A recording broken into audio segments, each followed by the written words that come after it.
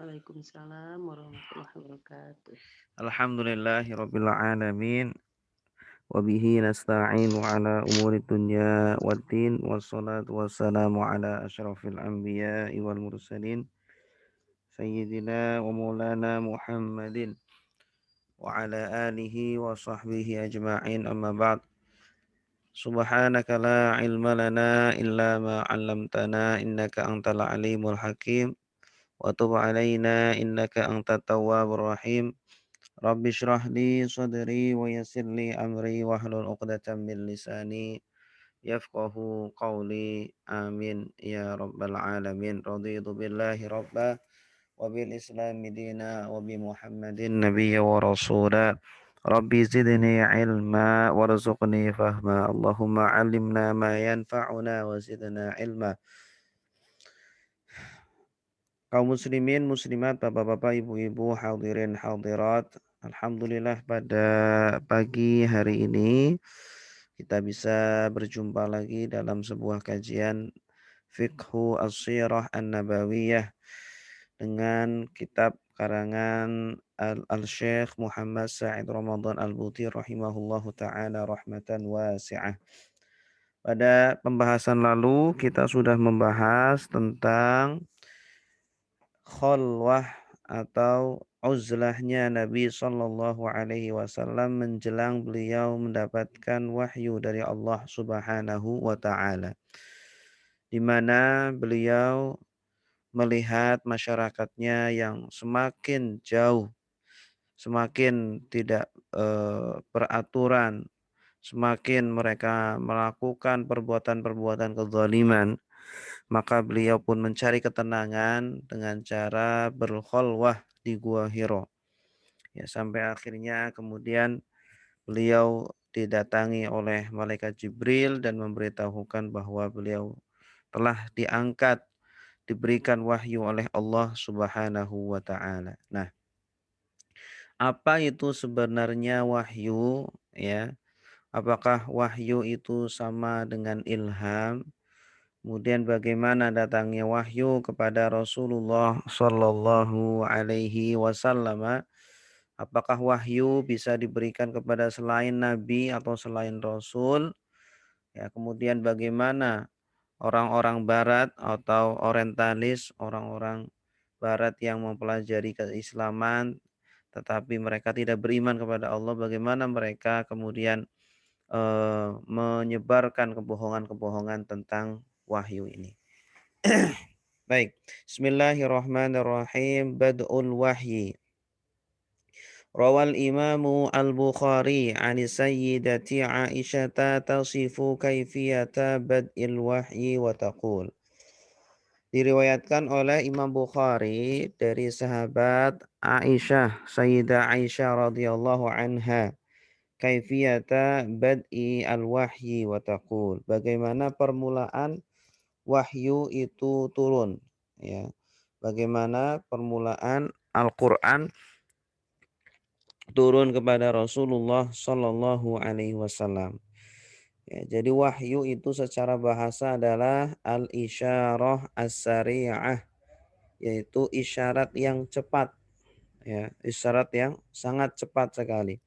Sedangkan secara istilah adalah pemberitahuan dari Allah Subhanahu wa taala, baik secara langsung ataupun melalui perantara yang diberikan kepada nabinya, ya, dengan sangat cepat kepada rasulnya berupa hidayah atau petunjuk gitu.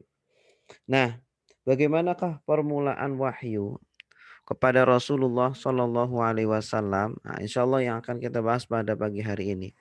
Dan perlu diketahui bahwa Rasulullah Sallallahu Alaihi Wasallam mendapatkan wahyu, ya, dengan berbagai macam cara, ya, atau dengan berbagai macam bentuk. Pertama, beliau mimpi, ya, mimpi, dan mimpinya itu adalah bukan mimpi biasa seperti kita mimpi mungkin, ya, tetapi mimpinya adalah benar-benar nyata, dengan sangat jelas. Mimpinya bisa diceritakan. Kemudian mimpinya kenyataan bisa terjadi pada pagi harinya. Apa yang dia mimpikan terjadi. Ya, bukan mimpi yang berasal dari syaitan. Karena ada mimpi yang berasal dari syaitan, ada yang berasal dari Allah. Nah, yang berasal dari Allah inilah yang merupakan petunjuk ya yang bisa dijadikan pegangan oleh kita. Kemudian terkadang wahyu ini juga datang dengan perantara malaikat Jibril. Malaikat Jibril terkadang menampakkan wujud aslinya dan ini adalah termasuk yang sangat berat ya dilalui oleh Rasulullah Shallallahu Alaihi Wasallam. Ya, Rasulullah pernah suatu ketika eh, di di sekitar Mekah melihat malaikat Jibril berada antara langit dan bumi sedang duduk di atas kursi dan sangat besar sekali. Akhirnya beliau lari ketakutan menuju ke istrinya dan mengatakan zamiluni zamiluni ya selimutilah aku karena sesungguhnya beliau sangat ketakutan sekali. Kemudian juga malaikat Jibril pernah datang dengan berwujud menyerupai seorang manusia dan ini yang ringan ya. Biasanya di antara sahabat yang sering diserupai oleh malaikat Jibril adalah sahabat Dihyatul Kalb ya. Dihyatul Kalb. Sebagaimana pernah Rasulullah ya, datang kepada malaikat Jibril datang kepada Rasulullah menanyakan tentang mal Islam, wa mal iman, wa ma al ihsan, wa mata as-saah ya, dengan berwujud seorang manusia seperti itu. Kemudian juga terkadang wahyu datang dengan berupa suara gemercik lonceng ya.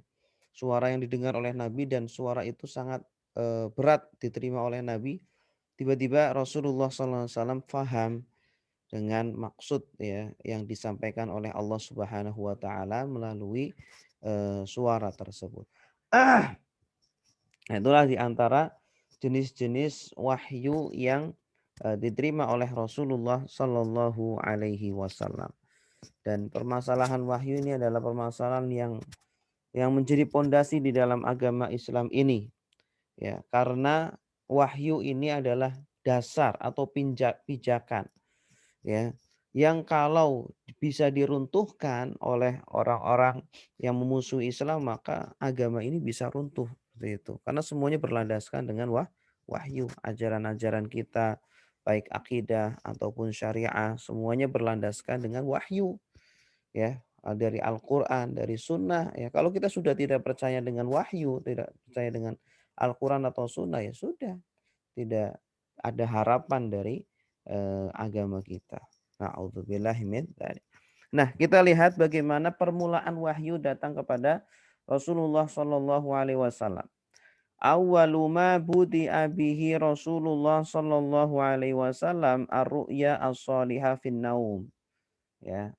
Awal pertama Rasulullah Shallallahu alaihi wasallam menerima wahyu adalah ar-ru'ya as-salihah, mimpi yang benar, mimpi yang baik ya. Artinya mimpinya itu benar terjadi di pagi harinya ya. Fakana la yara ruya illa ja'at misla falakis subhi. Ya, beliau tidak melihat di dalam mimpinya kecuali melihat dengan sangat terang sekali. Terkadang kita ketika mimpi itu kan yang kita lihat itu samar-samar ya. Kemudian ketika kita bangun tidak bisa kita ceritakan. Nah, itu tanda-tanda mimpinya berasal dari setan, bukan berasal dari Allah gitu. Summa hubbiba ilaihil khala'u. Kemudian dicintakan kepada Nabi untuk melakukan al-khala atau khalwah, ya, menyendiri untuk merenung, muhasabah, berzikir, ya. Hubbiba, ya. Mungkin kata hobi itu dari kata hubbiba ini ya. Hobi kamu apa? Maksudnya adalah kecintaan kamu apa? Dari kata hub itu cinta. Hubbiba. Wa kana yakhlu bi ghari Hira fayatahannasu fihi al-layali zawatil adad qabla an yanzi'a ila ahlihi. Dan setelah itu beliau itu dibikin cinta oleh Allah untuk melakukan khalwah, ya, menyendiri, muhasabah, berzikir, ya, di Goa Hiro. Ya, beliau melakukan itu bermalam-malam, terkadang 10 malam atau 20 malam atau lebih ya. Kemudian setelah bekalnya habis kemudian pulang ke istrinya Khadijah ya, kemudian mempersiapkan bekal lagi, kemudian berangkat lagi seperti itu. Wa tazawwadu lidzalika summa yarji'u ila Khadijah fayatazawwadu limisliha. Ya, seperti itu dilakukan berkali-kali ya. Artinya bahwa kita pun seorang muslim ya itu harus ada waktu untuk berkhalwah. Waktu kita fokuskan untuk Allah. Kita fokuskan untuk berzikir mengingat Allah. Merenungi apa yang sudah kita lakukan. Merenungi nikmat-nikmat Allah ya. Mengaitkan seluruh nikmat yang kita dapatkan dengan pemberi nikmat tersebut sehingga menjadikan cinta di dalam diri kita kepada Allah Subhanahu wa taala gitu ya. Hatta ja'ahul haqq wa huwa fi ghari Hira, sehingga datanglah kebenaran kepadanya sedangkan Nabi Shallallahu alaihi wasallam ketika itu berada di gua Hira ya. Jadi seseorang itu punya hobi masing-masing, punya kecenderungan dan kesukaan masing-masing, dan kecenderungan tersebut itu adalah pemberian dari Allah Subhanahu wa taala. Maka berbahagialah ketika hobi kita, kecenderungan, kesukaan kita adalah kecenderungan yang baik ya, kesukaan yang ibadah ya. Kita minta kepada Allah, ya Allah jadikanlah kesukaan saya adalah Al-Qur'an. Ya, sehingga ketika kita membaca Al-Qur'an itu tidak bosan ya. Ketika kita beberapa jam saja tidak membaca Al-Qur'an, kita langsung rindu ya, kangen untuk melantunkan ayat-ayat suci Al-Qur'an gitu. Karena hati sudah terpaut dengan Al-Qur'an. Karena sudah menjadi hobi ya. Bagaimana sih orang kalau udah hobi gitu ya? Terkadang tidak kenal waktu, ya, tidak kenal tempat, ya, dia selalu ingin melakukan hobinya itu ya. Nah, maka mintalah kepada Allah agar hobi kita adalah hobi yang baik, hobi sholat, hobi membaca Al-Quran, hobi bersolawat, ya, hobi bersedekah, hobi berpuasa, hobi-hobi yang baik. Jangan malah hobinya dibikin sesuatu yang justru malah tidak ada manfaatnya ya. Melakukan kemubahan-kemubahan gitu. Padahal ya kemubahan boleh, tetapi sebisa mungkin kita kurangi. Sebisa mungkin kita kurangi. Karena orang kalau sudah sering melakukan kemubahan-kemubahan, sesuatu yang boleh, nanti akan terjerumus pada sesuatu yang makruh. Ketika dia sudah memperbanyak makruh, maka akan melakukan yang haram. Seperti itu. Sehingga terbiasa dengan perbuatan haram itu. Maka alangkah indahnya kalau 24 jam kita ini kita isi dengan ibadah-ibadah, yang ibadah-ibadah tersebut itu macam jenisnya, tidak hanya sholat, tidak hanya tidak hanya mendengarkan taklim, tidak hanya puasa, tidak hanya, banyak sekali. Fayatahannasu, kemudian faja'ahu al-malak, lalu datanglah malaikat. Faja'ahu al-malak, malaikat Jibril, faqala lahu iqra. Ya, ketika itu malaikat Jibril menyerupai seorang laki-laki datang kepada Rasulullah SAW dan mengatakan, bacalah, iqra, bacalah wahai Nabi. Ya, iqra. Ada yang menafsirkan iqra di sini maksudnya adalah suruh membaca alam semesta ini. Ya, alam semesta yang begitu besar, yang begitu teratur, rapi, indah. Itu coba berpikirlah, tadaburilah, renungilah. Ya, ada yang menciptakan ini semuanya, yaitu Allah Subhanahu wa taala. Maka kita pun diperintahkan oleh agama ini agar memperbanyak untuk membaca, baik membaca buku, membaca Al-Qur'an, hadis, dan juga membaca alam semesta, yaitu dengan cara mentadaburinya ya.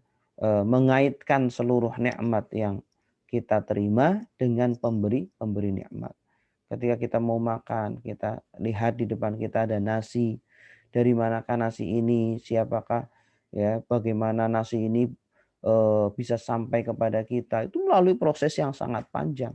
Ya, yang pertama ditanam dulu oleh petani ya, kemudian ditunggu berbulan-bulan sampai kemudian menjadi gabah, kemudian dipanen, kemudian setelah dipanen dimasukkan ke pabrik, kemudian kelupasi kulitnya. Kemudian sampai kepada kita melalui proses yang sangat panjang, itu tidak lain adalah karena pertolongan dari Allah Subhanahu wa taala. Ya, kalau kita selalu melakukan seperti itu terhadap semua nikmat yang kita terima, ya, menjadikan kita semakin cinta kepada Allah Subhanahu wa taala. Iqra faqala ma ana biqari. Lalu Nabi SAW mengatakan, saya tidak bisa membaca. Qala fa akhadhani wa khattani hatta balagha minnil juhda. Ya, kemudian ditekan, digencet atau dipersempit dipeluk dan digencet oleh malaikat tersebut sampai Nabi SAW tidak bisa bernafas ya, kesulitan, summa arsalani, kemudian dilepas lagi. Kemudian malaikat itu mengatakan, "Iqra, bacalah." Sampai tiga kali. Faqultu ma ana biqari, ya, karena beliau buta huruf, tidak bisa baca, tidak bisa tulis. Fa akhadhani fa khattani as-sanisata summa arsalani faqala iqra bismi rabbikal ladzi khalaq. Nah, yang ketiganya kemudian malaikat Jibril itu mengatakan iqra bismi rabbikal ladzi khalaq. Bacalah dengan nama Tuhanmu. Dengan nama Tuhanmu yang telah menciptakan, ya. Artinya di sini Islam adalah agama membaca, ya. Agama ilmu. Maka sangat sangat disayangkan sekali kalau ada umat muslim tidak suka membaca. Ada umat muslim yang tidak suka dengan ilmu, ya. Walaupun dia rajin ibadah, walaupun dia ahli ibadah, tapi kalau tidak suka ilmu, ya itu jauh dari Islam. Ya itu berarti bukan Islam, ya. Makanya dalam sebuah perkataan ulama, ya, sesungguhnya faqihun wahidun, inna faqihan wahidan asyaddu ala syaitan min alfi abidin jahilin. Ya, sesungguhnya satu orang ahli ilmu itu lebih berat bagi syaitan, lebih ditakuti oleh syaitan daripada 1000 ahli ibadah tapi tanpa ilmu, ya. Jadi setan itu sebisa mungkin itu menjauhkan kita dari ilmu, ya, menggoda kita agar tidak hadir di majelis taklim, agar jauh dari para ulama, agar tidak mau membaca, ya, seperti itu. Membaca pun tidak faham, baca Al-Quran tidak mengerti maksudnya. Nah, ini menjadikan kita itu bodoh. Khalaqal insana min 'alaq. Allah menciptakan manusia dari segumpal darah. Iqra wa rabbukal akram. Bacalah, ya, Tuhanmu yang paling mulia. Alladzi 'allama bil qalam, yang telah mengajarkan dengan pena, ya. Artinya ketika kita mau mencari ilmu, maka ya harus ada alatnya. Ya harus ada fasilitas, harus ada sarananya. Ya, jangan mencari ilmu kosongan, tangan tidak megang pena, tidak memegang buku, ya, tidak serius untuk belajar. Belajar harus serius. Kata ulama mengatakan al ilmu la yu'tika kullahu hatta tu'tiyaka kullak, ya. Ilmu tidak akan memberikan sebagiannya. Al ilmu la yu'tika ba'dahu hatta tu'tiyahu kullak. Sehingga kamu memberikan seluruh dari dirimu kepada ilmu, ya. Kita kerahkan seluruh diri kita, kemampuan kita, tenaga kita, semuanya 100% kepada ilmu. Ketika sudah kita kerahkan, kita berikan 100%, ilmu baru memberikan setengahnya. Nah, bagaimana dengan orang yang malas-malasan dalam belajar, dalam mencari ilmu? Ya, pantas tidak diberikan ilmu oleh Allah.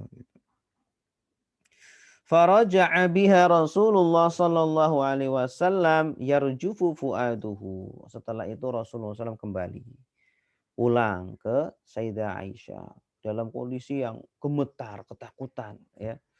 Bagaimana ya orang kalau ketemu dengan setan aja, Tuh takutnya luar biasa, mungkin bisa sampai sakit gitu ya, sampai di kamar aja nggak mau keluar-keluar, berselimut aja terus. Nah ini dia bertemu dengan malaikat Jibril dan dipeluknya, ditekan oleh malaikat Jibril. Masya Allah, sangat takut sekali. Ya ini fitrah manusia ya, menunjukkan bahwa Rasulullah adalah manusia, manusia biasa seperti kita ya. Namun Rasulullah adalah kaliyaquti bainal hajari, seperti yakut ya, batu yakut, batu ya berlian di antara atau mutiara di antara batu-batu yang lain. Ya berlian itu batu juga tetapi beda dengan batu biasa. Nah, itulah Rasulullah sallallahu alaihi wasallam. Fadakhala ala Khadijah bintil Khuwailid radhiyallahu anha. Maka kemudian dia pulang ke rumah, masuk ke istrinya ya dengan kondisi hati yang berdetak-detak ketakutan ya atas apa yang beliau alami tadi di Gua Hiro ya. Padahal Gua Hiro ke Makkah ya lumayan jauh juga ya. Nah, kemudian mengatakan faqala zammiluni zammiluni, selimuti aku zammiluni hatta dhahaba anhu ra', sampai kemudian Rasulullah setelah diselimuti oleh Khadijah ya, ditenangkan oleh Khadijah, kemudian diselimuti dan apa namanya ditenangkan sampai sudah tenang baru diajak bicara oleh Sayyidah Khadijah. Faqala li Khadijah wa akhbaraha al-khabar. Ya, seperti itulah seorang istri ya, kepada suaminya ya, ketika ya, suaminya sedang ketakutan, suaminya sedang gelisah, sedang galau, dia bisa menyelimuti ya, menghibur suaminya, ya, menjadikan suaminya itu tenang lagi, menjadikan suaminya tersenyum lagi seperti itu. Seperti Sayyidah Khadijah radhiyallahu anha, ibunda kita semuanya. Laqad khasyitu ala nafsi. Sungguh saya takut sekali pada diri saya. Saya takut mati. Ya, ketika itu digencet ya, ditekan oleh malaikat Jibril itu sampai takut dirinya itu meninggal ketika itu Rasulullah Shallallahu alaihi wasallam khasyitu ala nafsi. Ya. Ya, mungkin orang kalau melihat jin atau setan mungkin bisa seperti itu juga ya, bisa sampai jantungnya mau copot sampai mau mati bisa. Jadi seperti itu juga ya. Faqalat Khadijah kalla, sekali-kali tidak. Khadijah kemudian menenangkan Nabi Muhammad lagi. Sekali-kali tidak. Kamu tidak akan mati, tidak akan apa namanya? Tidak akan binasa, tidak akan hina. Wallahi la yukhzikallahu abadan. Demi Allah, Allah tidak akan menghinakan kamu selama-lamanya wahai Muhammad. Wahai suamiku, ya kamu itu orang baik. Kamu itu orang baik. Innaka latasilur rahim. Bagaimana ciri-ciri orang baik? Kamu itu suka menyambung silaturahmi, ya, menjaga hubungan dengan sesama keluarga, sesama tetangga, teman-teman. Kamu itu baik, ya. Kamu insya Allah tidak akan dihinakan oleh Allah Subhanahu wa taala. Wa tahmilul kal. Bahkan kamu itu suka menanggung ya derita orang-orang fakir miskin. Ya, kamu suka memberi makan, memberi minum kepada tetangga-tetangga yang miskin atau orang-orang miskin, orang-orang fakir. Ya, kamu tidak akan dihinakan oleh Allah. Karena kamu itu orang baik, ditenangkan oleh Khadijah. Gitu. Wataksibul ma'du. Kamu juga suka memberi orang yang tidak punya apa-apa. Tidak punya duit, kamu kasih. Tidak punya pekerjaan, kamu kasih. Watuqri al-dhaif. Kamu juga suka memuliakan tamu. Tamu datang dimuliakan. Ya, kamu datang dihormati. Tamu datang dikasih makan, dikasih minum. Wa tu'inu ala nawaibil haq. Kamu juga suka membantu terhadap kejadian bencana-bencana ketika ada bencana yang menimpa masyarakat, menimpa orang. Kamu suka membantu. Fantalaqat bihi Khadijah hatta atat bihi Waraqah ibni Naufal. Maka setelah itu Khadijah pun pergi bersama Rasulullah ya, setelah sudah tenang, sudah normal, stabil lagi kondisi kejiwaan dari Rasulullah Shallallahu Alaihi Wasallam. Lalu Rasulullah Sayyidah Khadijah istri beliau membawa beliau kepada pamannya yaitu Waraqah bin Naufal. Ya, yang kebetulan Waraqah bin Naufal ya adalah seorang tokoh dari Nasrani yang berilmu, yang membaca kitab Injil, ya, yang tahu tentang hal-hal ya yang tidak diketahui oleh orang banyak. Waraqah ibni Naufal bin Asad bin Abdul Uzza. Wa kana ibnu ammi Khadijah. Nah, beliau adalah sepupunya Khadijah, ya. Ibnu ammi Khadijah. Wa kana imra'an qad tanassara fil jahiliyah. Ya, dia adalah seorang laki-laki yang beragama Nasrani yang membaca kitab Injil, ya, dan di dalam kitab Injil ada kabar-kabar yang masih benar. Di antaranya adalah tentang ciri-ciri nabi akhir zaman yang akan datang. Wa kana yaktubul kitab al-Ibrani, bahkan beliau itu menulis kitab Injil itu dengan bahasa Ibrani. Fayaktubu minal Injil fil Ibraniyah masya Allah an yaktub. Beliau menulis kitab Injil dengan bahasa Ibraniyah, ya, sebisanya. Wa kana syaikhan kabiran qad amiya, dan beliau ketika itu adalah orang yang sudah tua, ya, tokoh di masyarakat di tempat itu, di zaman itu, dan sudah tua, bahkan sudah buta, sudah tidak bisa melihatlah lagi. Faqala lahu Khadijah, kemudian beliau berkata kepada Khadijah, ya ibna ammi. Kemudian Khadijah berkata kepadanya, ya ibna ammi, wahai keponakanku, ya, saudaraku, keponakanku, isma' min ibni akhi, dengarkanlah dari keponakanmu ini juga, yaitu dari Nabi Muhammad Sallallahu Alaihi Wasallam.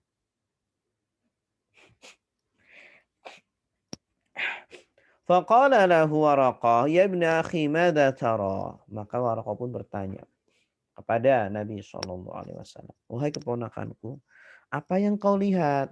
Ya, kamu lihat apa? Fa akhbarahu Rasulullah SAW khabara ma ra'a. Kemudian Rasulullah mengabarkan apa yang beliau lihat. Faqala lahu Waraqah, hadzan namus. Hadzan namus. Ini adalah namus. Ya, ini adalah malaikat Jibril atau wahyu. Namus itu adalah malaikat Jibril wahyu alladzi nazala ala Musa.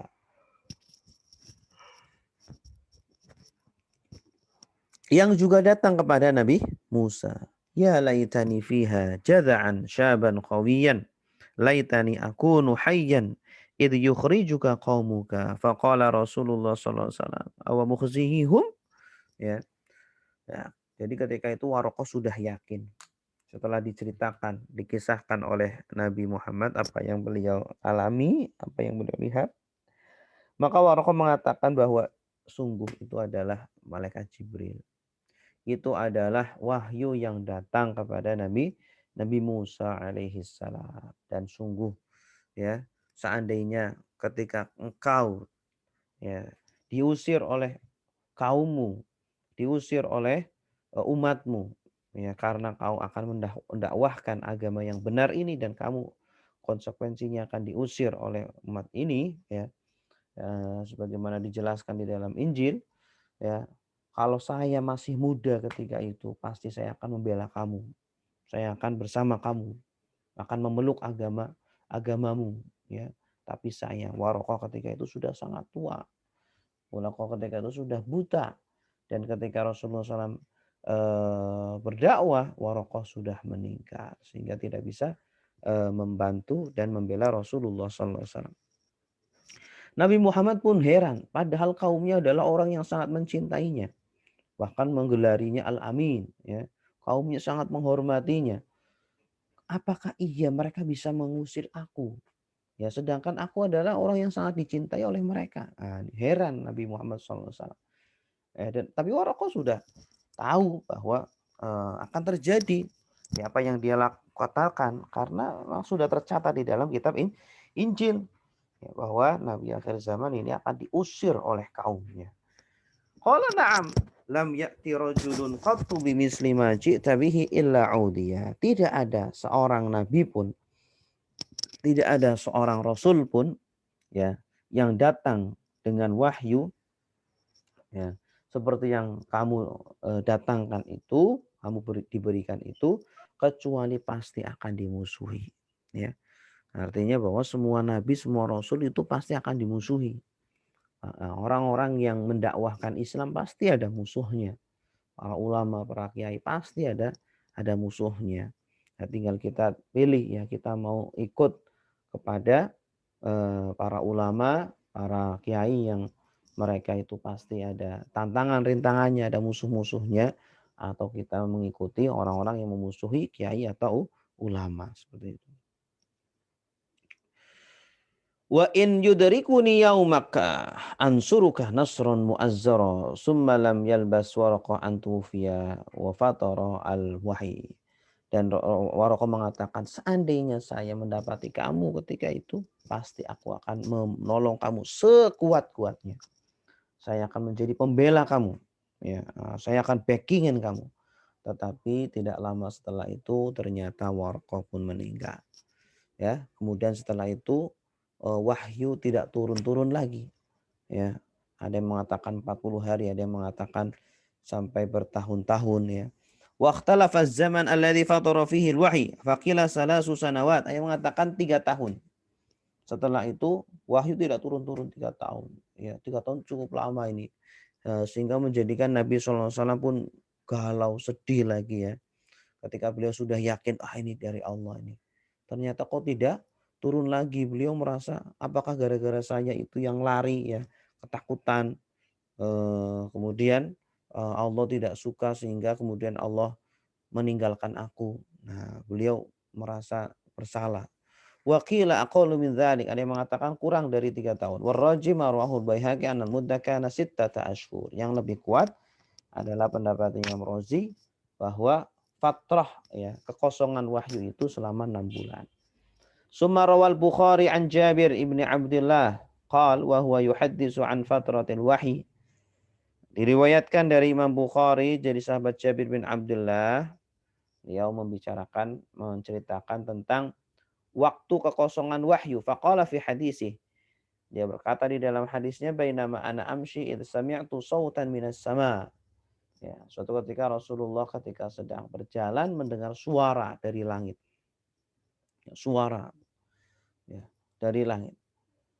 Farafa'tu basari, maka aku pun mengangkat mataku, penglihatanku. Fa idzal malakul ladzi ja'ani bi Hira jalisun ala kursiyyin bainas sama'i wal ardi faru'ibtu minhu. Tiba-tiba ada laki-laki yang dulu datang kepadaku di Gua Hira.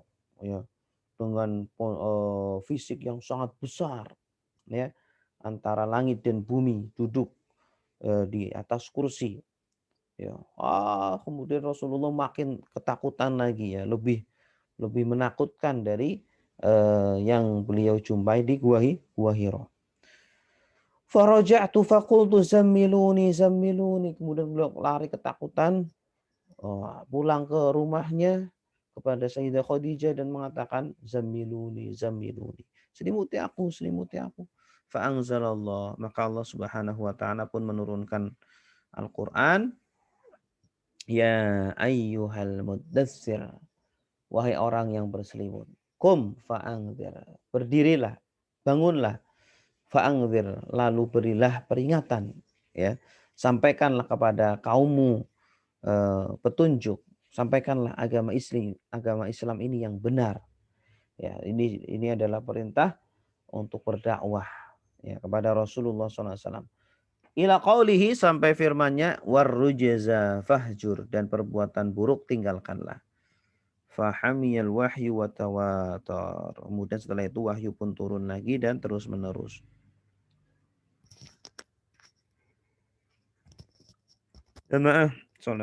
Jamaah Bapak Ibu yang dimuliakan Allah, demikian yang bisa kita baca pada pagi hari ini berkaitan dengan wahyu.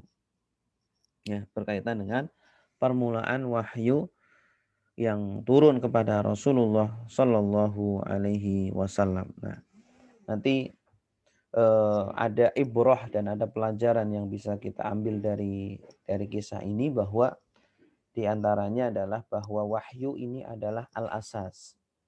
ya adalah pondasi. Wahyu ini adalah dasar agama Islam ini, pegangan utama. Ya, artinya kalau kita tidak kuat dalam iman kepada wahyu, kepada Al-Quran, kepada sunnah, kepada hadis Rasulullah Sallallahu Alaihi Wasallam, ya maka itu adalah penentu ya kadar keimanan kita kepada agama ini. Karena ajaran-ajarannya ya bersumber dari Al-Quran dan sunnah itu. Al-Quran dan sunnah itu adalah wahyu. Kalau kita masih meragukan kebenaran wahyu, ya berarti ya pasti ajaran-ajarannya pun kita ragukan. Makanya dari sini banyak para musuh-musuh Islam, para orientalis yang menyebarkan syubhat-syubhat, keraguan-keraguan kepada kaum muslimin, ya, yang mengatakan bahwa Nabi SAW ya ketika mendapatkan wahyu, ketika beliau sebelumnya itu merenung, sebelumnya itu menyendiri, itu sebenarnya itu sedang berpikir bagaimana menyampaikan sebuah ajaran, ya, yang ajarannya itu dibikin oleh sendiri, ya, bukan berasal dari Allah Subhanahu wa taala. Itu diantara syubhatnya. Ya, mungkin kita bisa jawab bagaimana Rasulullah SAW membuat agamanya sendiri, sedangkan dari awal ya ayat suci Al-Quran turun itu sudah nampak kesempurnaannya. Ya, sudah nampak keindahannya, sudah nampak ajaran-ajarannya yang sudah sempurna, hanya saja turunnya berangsur-angsur. Ya. Kalau mungkin dari awalnya itu kurang baik, kemudian selanjutnya semakin baik, semakin baik, ya mungkin bisa diterima lah. Tapi kalau kita lihat orang-orang kafir tidak ada yang bisa mendatangkan satu surat pun dari Al-Quran, ya. Baik dari surat yang awal-awal turun atau pertengahan atau akhir gitu. Artinya Al-Quran dari awal sampai akhir, awal-awal yang turun surah Al-Alaq atau Al-Muddatsir atau Al-Muzammil, ya itu semuanya adalah Al-Quran yang sempurna, Al-Quran yang penuh dengan keindahan, penuh dengan makna yang tidak bisa ditiru oleh manusia gitu. Ada yang memberikan atau melontarkan syubhat dari mereka bahwa Rasulullah itu terkadang kan mendapatkan wahyu dalam kondisi seperti orang epilepsi gitu, naudzubillahi min dzalik ya. Karena apa? Karena saking beratnya wahyu.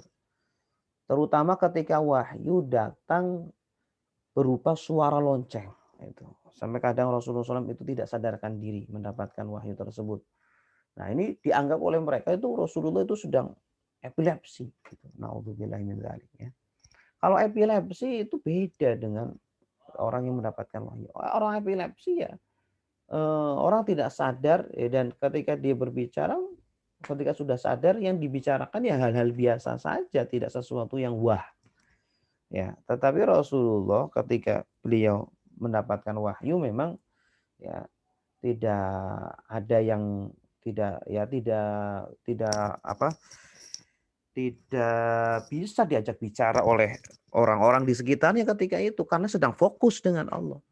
Namun ketika sudah selesai, beliau menyampaikan apa yang beliau terima, beliau menyampaikan sesuatu yang wah luar biasa yang bukan ciptaan manusia.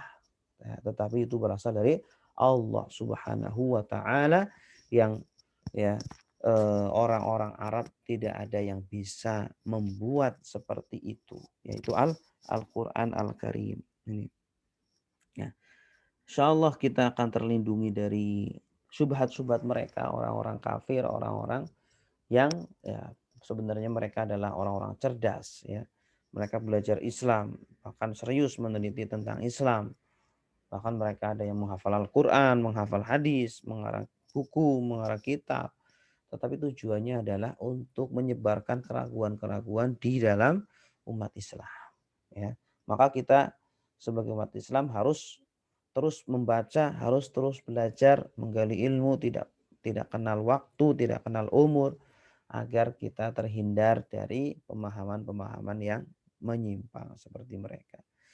Wallahu a'lam bishawab. Demikian yang bisa kami sampaikan. Silakan bagi Bapak Ibu kalau ada pertanyaan boleh disampaikan.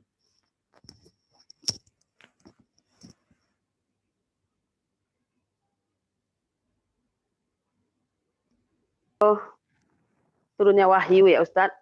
Berkaitan dengan turunnya wahyu ini, apakah perintah sholat waktu itu udah Ustadz, udah Isra Mi'raj gitu? Maksudnya itu setelah Rasulullah Isra Mi'raj baru turun wahyu, apa begitu Ustadz?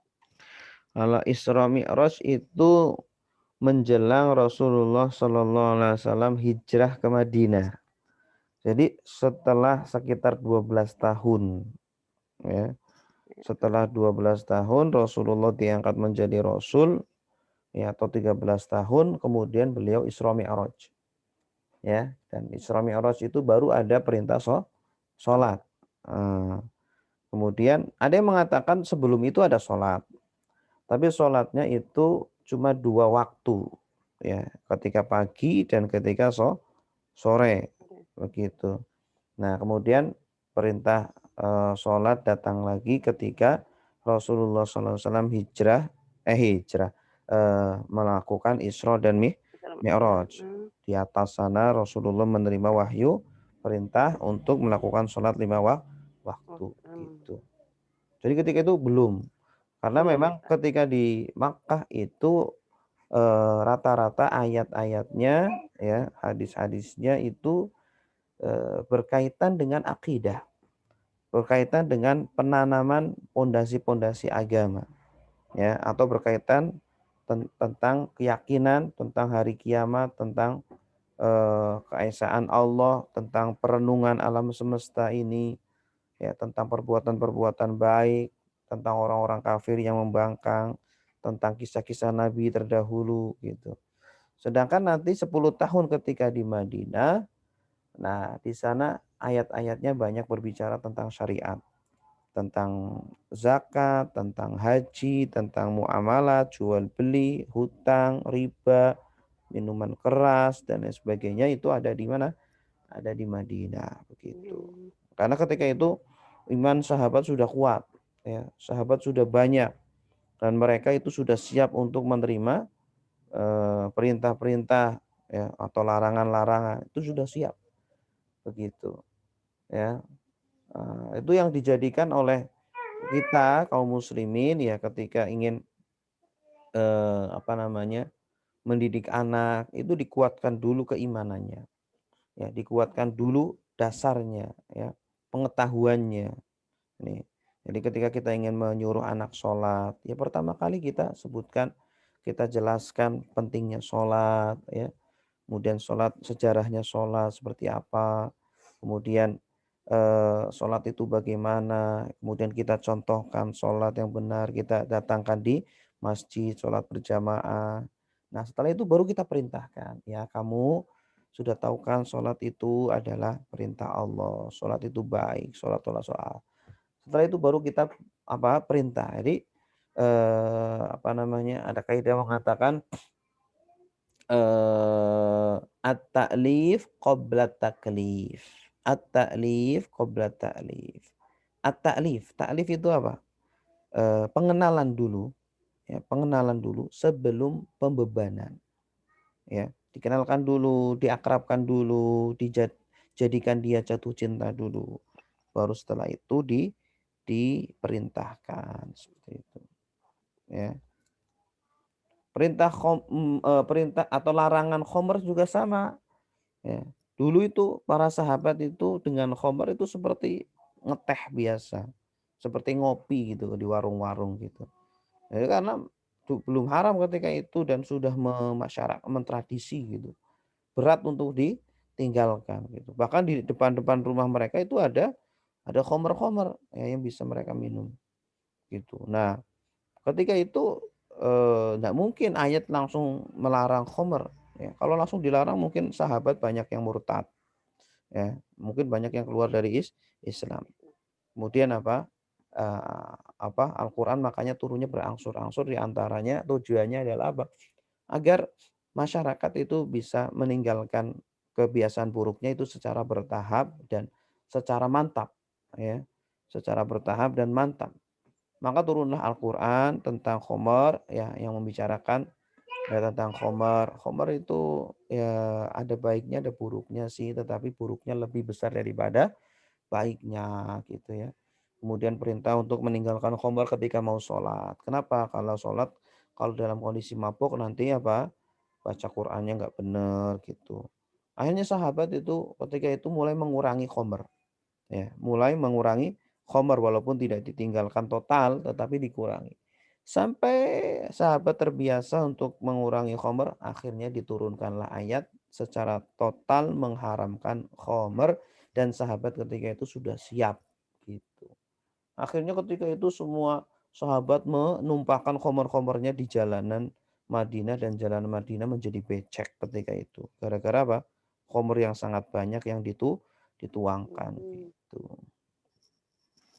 Wallahu a'lam. Ya.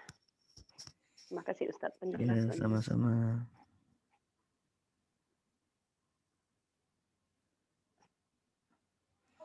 Ya, silakan yang mau kerja. Ada lagi silakan.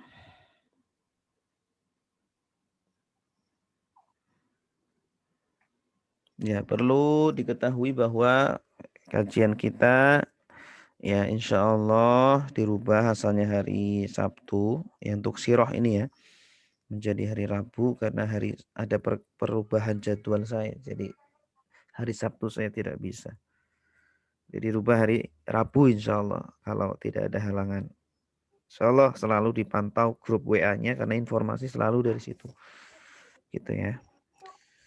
Baik Bapak Ibu, kalau tidak ada pertanyaan lagi, kita cukupkan sampai di sini. Semoga kita selalu diberikan semangat untuk belajar dan semangat untuk mengamalkannya. Semoga kita selalu diberikan sehat, berikan kesempatan, ya selalu diberikan ilmu yang bermanfaat di dunia wal akhirah. Amin ya rabbal alamin. Subhanakallahumma wa bihamdika asyhadu an la ilaha illa anta astaghfiruka wa atubu ilaik. Assalamualaikum warahmatullahi wabarakatuh. Waalaikumsalam.